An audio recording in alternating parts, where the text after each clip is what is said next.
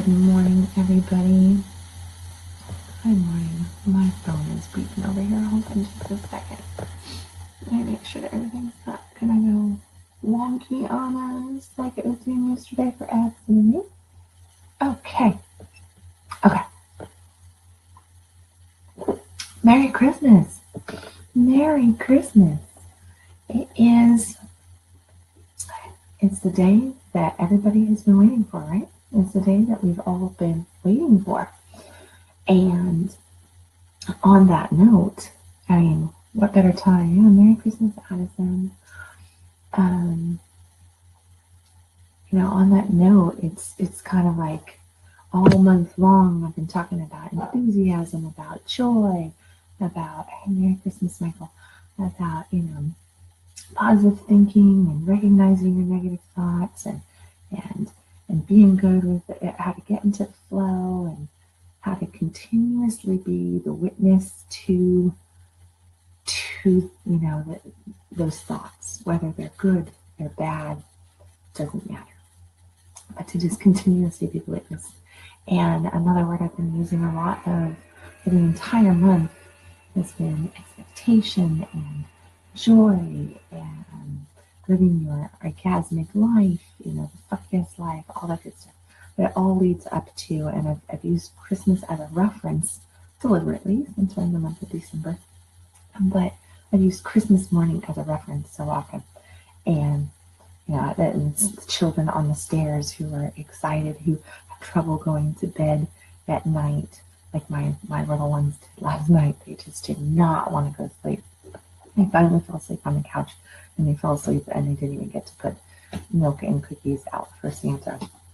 And so, and then hopefully they remain asleep long enough for us to get through this Facebook Live.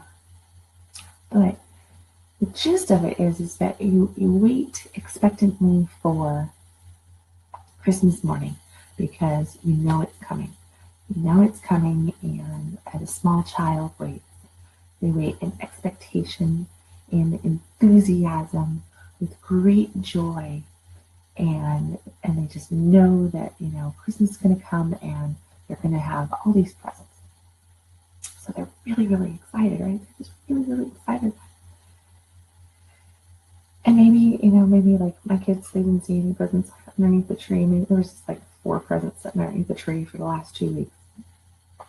So some of them are going like, I don't know, did Mom forget Christmas? Did she forget that there's a Christmas tree right there? So you may maybe have a few moments of doubt and everything, but the big thing is that you wait with joy and expectancy. So hopefully my gift to you over this month has been, and for any of you, what are they saying there, Addison? You always say conscious coffee junkies or buddies or something like that.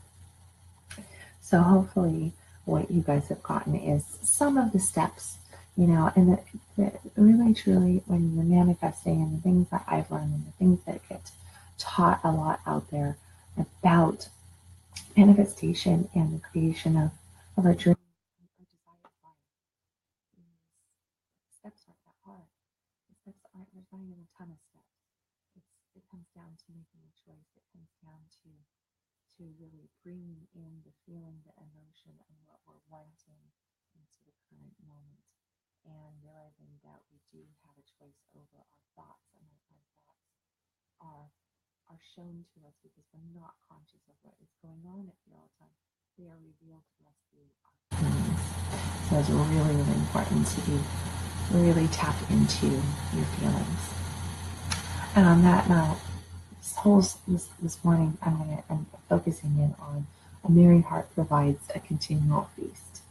And a merry heart does provide a continual feast. It's all about joy. Any of you who are on my newsletter, you're going to get an email later this morning, and it's very joy focused. It's focused on embracing your whole self and being in love with yourself and on joy. So there's this, I guess here, and I look around and there's a lot of Scrooges out there too. And I've had plenty of Scrooge days over the course of this month, even doing conscious coffees, which has really helped me stay in alignment more than, more than what I may have in the past with everything going on. But we do have our Scrooge days. And what we have to realize is we have to witness and we have to learn to surrender and let go. But enthusiasm and pessimism are both very contagious. Enthusiasm and pessimism are both very, very contagious. And, if you're happy, you gotta let your face know it. You gotta let your body language know it. You gotta actually let yourself know it. That's why a lot of the exercises are in these things that I've been sharing. It's like, close your eyes and step into the picture of living the life that you want, of having the desires that you want. And then come back to witnessing what your face is doing. Now your eyes are closed in those moments, right? Your eyes are closed, but can you help it? Do you get a smile on your face? Or are you still holding strong and stern and just not letting yourself even tap in emotionally to what's going on?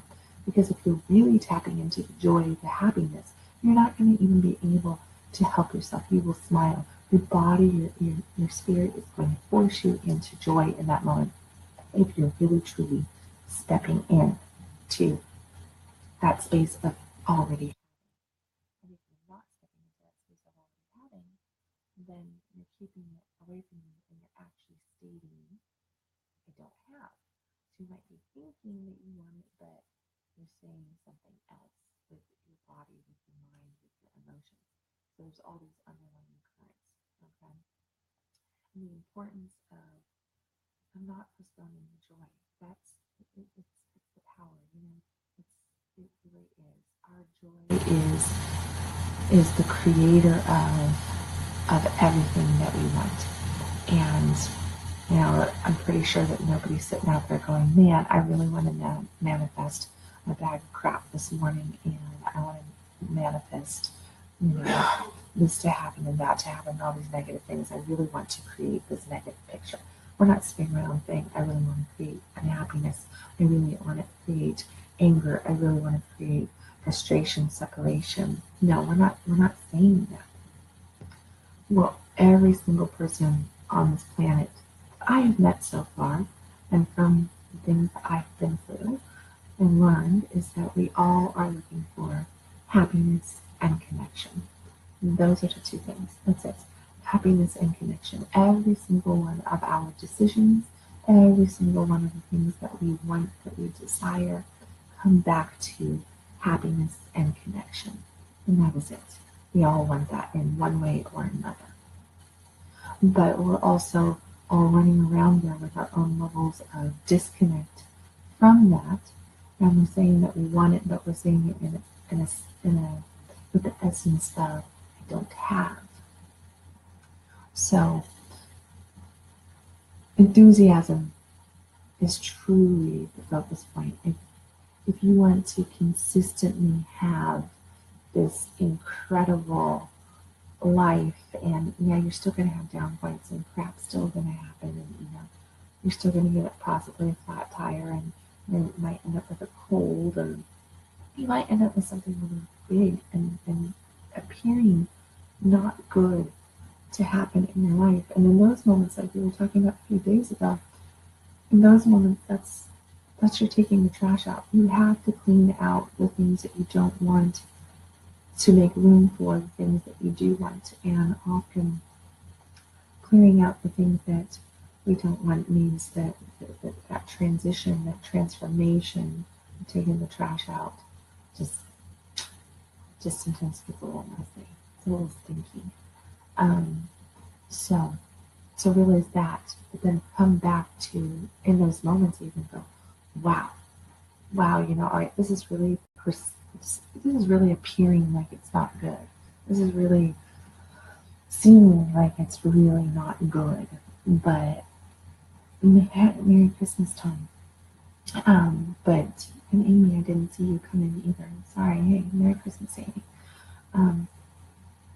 But even if we take something that is perceived negative, something that is perceived not good, And we look at it from the eyes of, I'm taking the trash out, and the bag just tore, and I dripped a little.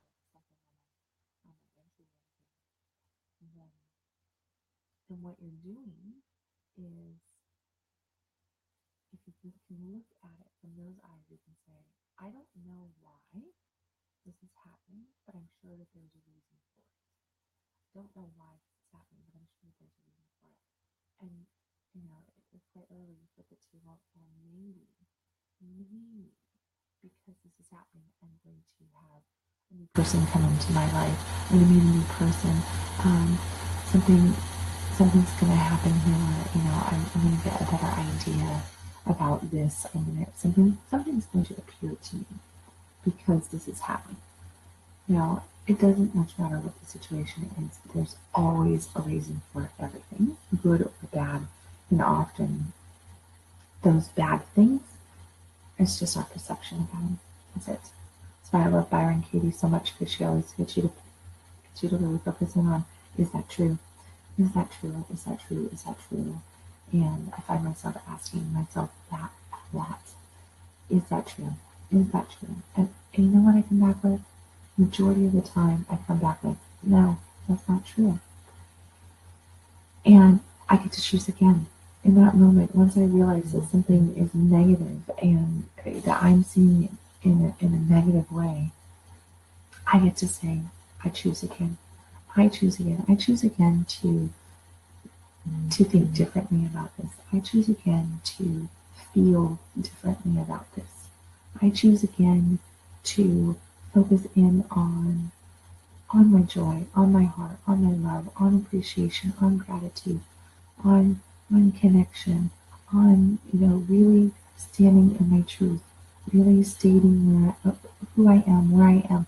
I choose to be louder and prouder about those things, about my joy, about my happiness, instead of falling into the comfort and security of what I've done in the past, which might be really negative. Like, oh well, that's not working, so I guess I'm gonna just, crash and just play this game, watch this show, drink a glass of eggnog, or 2 or 3, and just try to forget life. I'm gonna just try to, I'm gonna go and have a cocktail. I'm gonna go and do this. I'm gonna go and surround myself with people who are really negative, so that I can have a big chest, so that I can just fill my life with more drama and let that just feed off of each other. Or I can choose to come back and say, no, actually, I'm gonna go and I'm gonna do something active. I'm gonna go take a walk. I'm gonna go or I'm gonna go do some yoga, or I'm gonna pick up this book and I'm gonna read a chapter in it. I'm gonna force myself to read a chapter in it, even if it doesn't sink in right away, because I'm so caught in this. I'm gonna force myself to read the book, because maybe a couple of the words on the pages will actually stick with me, and I can read the book again. I'm gonna read that chapter again, and then it'll sink in. But anything, I'm gonna go and I'm gonna listen to this music, and I'm gonna sing out loud. I'm gonna sing out loud. I'm gonna just let it go and really move myself up that chart. Maybe I'm really, really frustrated, pissed off, depressed, and I go, you know what? I'm mad about this. I'm mad that I'm sad. I'm really upset and that I'm sad. Well, yay, you're mad. It's fine.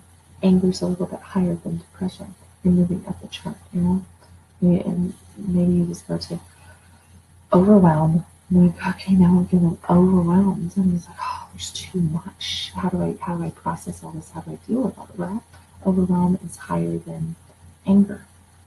And just keep moving up. And how you do that is you focus in on the more joyful things. And joy can be really activated through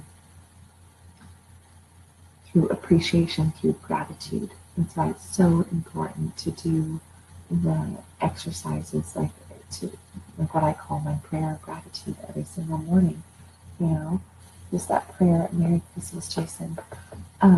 Just that prayer of having that gratitude in the morning is going to give you a strong hold on on having a merrier heart, on, calling in with commitment, with certainty, your continual feast, your continual joy, your abundance. Because when I say continual feast, I'm looking at it like there is, my cup runneth over, right? My cup runneth over. There is always more blessing. God wants to give more blessing. There's so much blessing, and all the spiritual quotes out there, whether we're in the Bible or we're looking at other spiritual texts, and whether we're metaphysical, Christian, or some other religion. It doesn't matter. The basis is that God, as I'm just going to use God this morning, that God has a house full of blessing, for us, and wants to pour it down on us, wants to fill our cups so full that they're overflowing, But we have to do the things that we need to do to receive them. And one of the biggest one of the biggest things that you do to really get your cup full and to receive those blessings is to focus in on having a merry heart consistently, on always realizing that there's a reason for everything, the good, bad, wonderful, everything, right? And then coming back to changing the emotion, making that choice. You've got to witness and you've got to choose. Those are the two big things. If you're not witnessing where you're at, if you're not noticing what's going on, then Merry Christmas, Nina. Then you can't make a choice. Then you're keeping yourself in that victim status. You're holding strong there, and you're not really fully surrendering to God. You're allowing everything here to be more powerful than God. You're not allowing the joy in. You're not allowing the blessing in, because you're so focused on this. And all of these things, one time ago I learned that we only see 2% of reality. We only see 2% of reality. And we live in 98% illusion. And I love quantum physics because quantum physics is proving just that. And there's 98% that we don't see. What the heck is going on in the 98%? It's like, if we don't see what's going on there, but we are calling reality, we are calling truth, 2%. I mean, that's crazy. That's sure crazy. I mean, I really mean it. It's crazy. It is crazy that we believe 2% and we do not even consider the 98%. And God operates in the 98%. So everything that we truly want and desire is like right out here. I mean, right? So you guys are either watching this on your phones, a little screen, right? You're watching on your computer, and it's indifferent. It's either on on the feed, or you've got it blown up all the way. Well, look outside of your screen.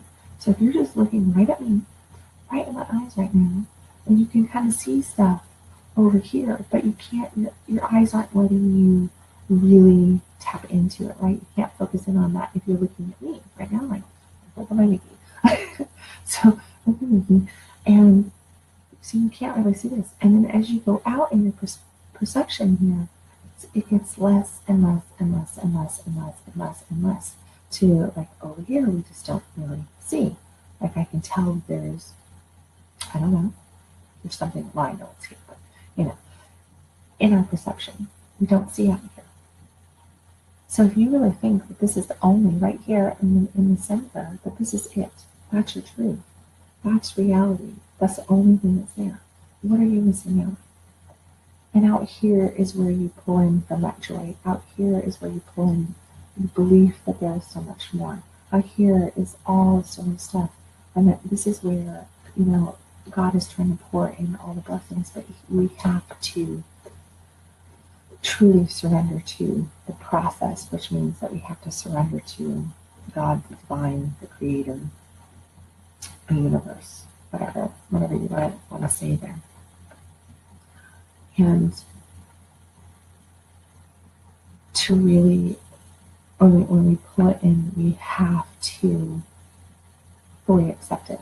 And that acceptance is acceptance of love of self, acceptance of forgiveness of self, forgiving even God for not showing up when we thought that God was supposed to show up, and God didn't show up.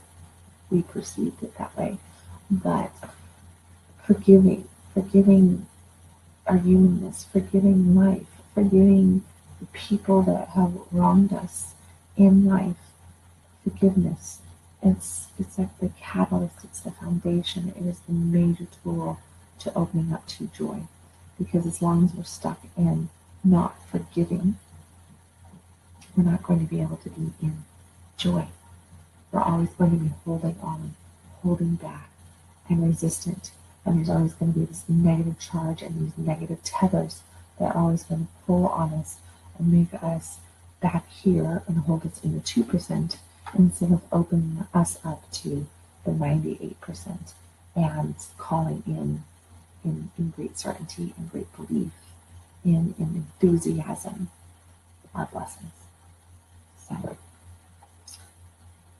let me see again. There's a whole bunch of people on here. Thank goodness. Okay. So yeah, so the focus, if you can just go through the day and think about, there's going to be a lot of, even though it's Christmas morning, it seems like on Christmas morning there's probably more fighting and more frustration and more upset than other times. It's, people, we have these things that we want. I love Christmas morning because it's like all these great parables, I guess you could say, that we could use, right? And so everybody has this list of things that they want, and then they don't get them all. Or maybe they do get them all, and they're still not happy. You got this, but it was the wrong color. You didn't get this, you didn't get that. This meant more to you than this. You're running in there and you're ripping through the presents, and you just go present to present to present to present to present, and you never slow down enough to really appreciate each present, to really enjoy each present. And part of having a merry heart and consistently having a continual feast is to slow the fuck down and enjoy each present as you unwrap it. Just really enjoy each present as you unwrap it. And yeah, I mean that actually. Like this morning, slow down, enjoy each present. Don't just, try to get your kids to slow down and enjoy their presents. But really take in, because in this, what we're talking about here is, all the presents that, the present of joy. Can you slow down long enough to actually witness that you have joy? Can you slow down long enough to actually witness that you do have love in your life? Can you slow down long enough to witness that you do have great opportunity in your life? Can you slow down enough to witness that you truly do have everything that you need, and that you do have desire, and that the desire is there because it wants you. And that is a beautiful, beautiful present. That is a beautiful gift, because there's so many people that have shut their desire down. There's so many people that have shut their love down. There's so many people that have shut their opportunities down, and it's their choice. And if you're making the choice to slow down and actually witness that you have these things, because how are you ever going to get more of what you can't even, when you can't even be grateful for what you have? So much like Christmas morning, and we're going to say the spoiled child, right? The spoiled child who was just like, they've been through everything, and they're just ungrateful about the whole process. But they got everything they wanted, but they're pissed off still because they have to wait for their siblings to unwrap presents, they're upset that this one little thing didn't get bought, that something is a different color than what they wanted. I really wanted the pink one, and you got me the blue one, something like that. They're upset that it's not the main brand that they wanted. Ever it is. When we act like that in life all the time, when it's just not slowing down and appreciating what we have. And the other thing is that Christmas tends to bring out because we're overtired and we're frustrated, and now we're under financial pressure as well. We're underneath pressure to make sure that there's presents underneath the tree, and that we're not bad people who have not provided this for our families. And then we have Christmas dinner, and a lot of us are out with family that we don't talk to a lot, or maybe we don't want to associate with a lot because they're so negative, or we just butt heads in whatever way, or we feel like we have to be around people that we don't really want to, and we're like, oh, I don't want to, and I have to. There's all these different things that we're going through that are negative charges that cause all this frustration. So it makes it really, really hard to, on Christmas Day, a day that is supposed to be about blessings, a day that is supposed to be about miracles, a day that is supposed to be about, receiving one of the greatest gifts. And everybody celebrates. There's so many people, there's lots of religions that celebrate other days, Hanukkah and all that stuff. I'm talking about Christmas Day. For everybody who has a Christmas tree up and is celebrating Christmas, you're celebrating you're celebrating a religious holiday. You're celebrating the birth of Christ. And then, we could take it back and we could say that we're actually celebrating the winter solstice. So I'm focusing on the birth of Christ because the majority of people are focusing on the birth of Christ, and the message is the gift that was given, the miracle that was given, the opportunity that was given, and that there was all of this joy and this creation in that, and in the toughest of times, in the most difficult situations, and so much pressure that this miracle still happened. And I think the thing that doesn't get talked about a lot is that we talk about, like, we take it down the biblical way. We've got Mary out there, and you just picture her, picture your nativity scene, okay? You've got Mary out there, you got the donkey, and you've got the wise men coming, and you've got the sheep and the cows and all this different stuff. Who knows if that was really how it was or not? It doesn't much matter. That's our nativity scene, right? And the angel that appears, and baby Jesus. And he really had to struggle to get into the manger. There was nothing available to them. All the inns were filled up. It was cold out. It was this, it was that. It was a struggle. But all the while, no matter what, the miracle was happening. The miracle was happening whether they were ready for it or not, whether they wanted it in that moment or not. They had to keep going, and they had to, they still had a choice to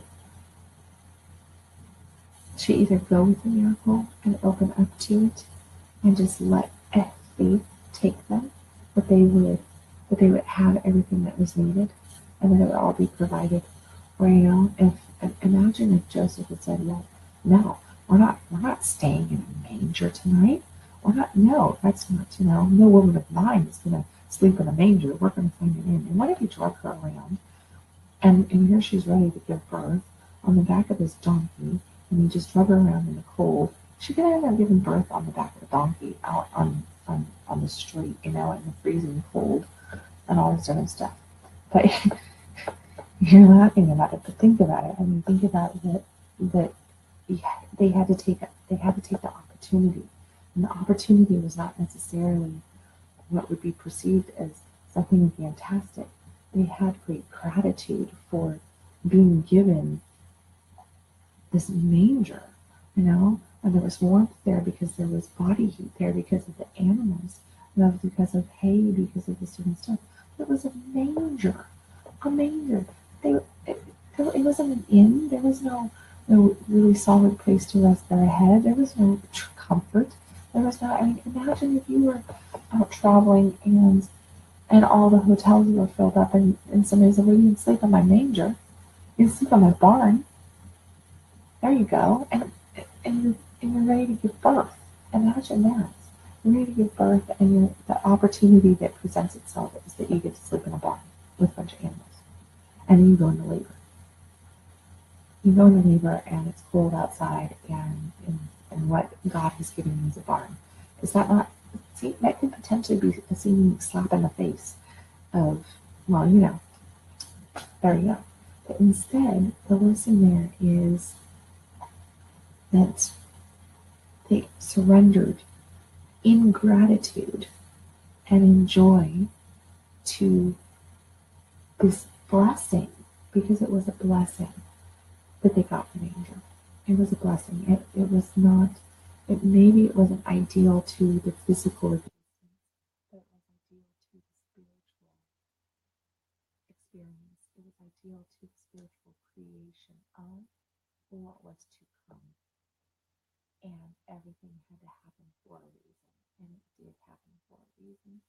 Just like everything in our day to day is going to happen for a reason. Everything in this year that we have been through as we come to the close of the year has happened for a reason. Everything that we set foot out going into the new year happens for a reason. And it happens moment by moment by moment by moment. And the only way you stay aware of the reason is to consistently stay the witness to the moment, the witness to your emotions, which make you a witness to your thoughts, which give you the ability to choose, always choose wisely. Make that choice, because when you say, I don't have a choice, I used to know somebody, all right, my ex-husband, who always used to say to me, we don't have a choice. We don't have a choice. And we would argue about this. This would be like a humongous argument in our marriage. Was that he would tell me that we didn't have a choice. And I would be saying, we always have a choice. We always have a choice. It's like we have to make a choice. And he'd be like, no, we don't have a choice. We're getting pushed into this. We're getting pushed into that. We have to make this decision. And this is the only option that we have. It was like, it drives me crazy. I shouldn't have any hair on my head at all. It's like, because of that comment right there. We don't have an option. We don't have a choice. And it's like, no, we do always have a choice. We have a choice to look at things. Maybe yes, we have to go this way, and we have to go that way, but we always have a choice. We have a choice to stand strong in our joy. We have a choice to stand strong in gratitude for the opportunities that are always presenting themselves for us. And the biggest choice that we have is we have a choice to be present to the moment and to make a choice in that moment as to how we are looking at, feeling, and thinking about that moment. So if you catch yourself today frustrated, yelling at kids, wanting to run away from your mother-in-law or your mother, and I might be there with you guys, wanting to run away from your mother, come back and embody yourself. Realize that you got up. And yeah, I know absence of her parents too. If that happens to you, remember that you're being given the perfect opportunity to learn the lesson of having a merry heart and making a choice, and to choose you today.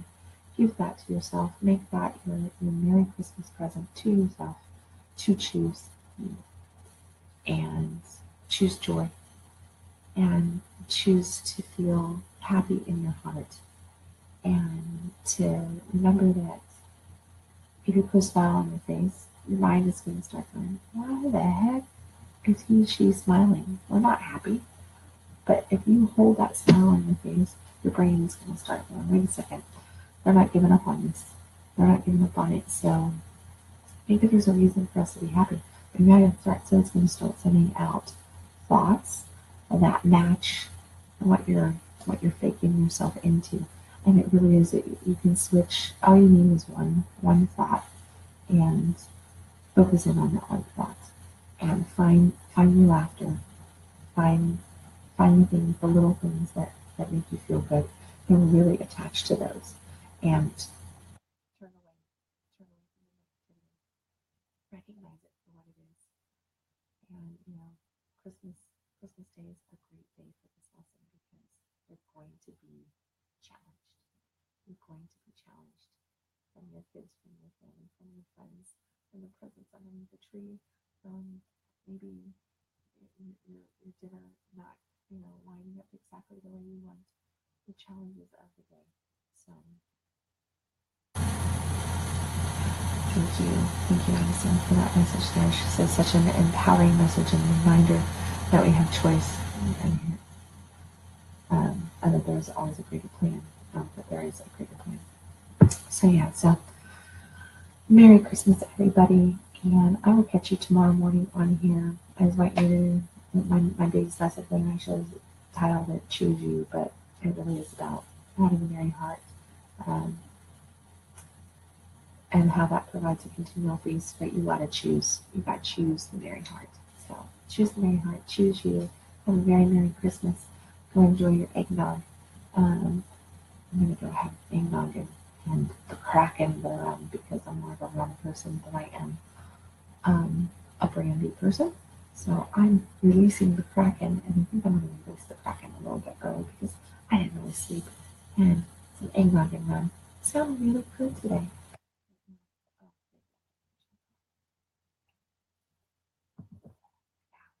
So, okay.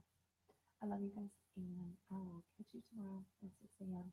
with who knows what, as always. And you guys go have an awesome, awesome day. If you have it in your hearts to share this message on your Facebook today, please do so. If you are on my newsletter list, I already have a newsletter scheduled. I have a couple things I might want to add to it. I don't know. But we'll see.